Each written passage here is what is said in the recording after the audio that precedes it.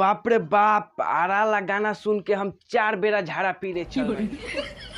अब लागता भाई लोग कि पेट के वजन कमे हो गए ना भाई लोग। अगर खेसारी लाल गाना सुन लिहनु तो हम पाका कहतनी, एकदम ठोक के कहतनी खेसारियो लाल के झाड़ा लाग जाई।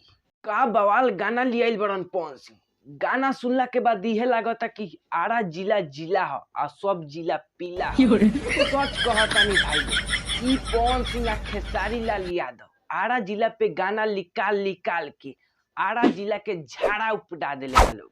भाई लोग अभी तक तू लोग आरा ला गाना नहीं सुन ले लोग तो जा लोग सुना लोग। सच कहतनी भाई लोग, पवन सिंह हीरोइन के ढोरी पे बंदूक सटा के नु हीरोइन के बिलाई बना देले बारन।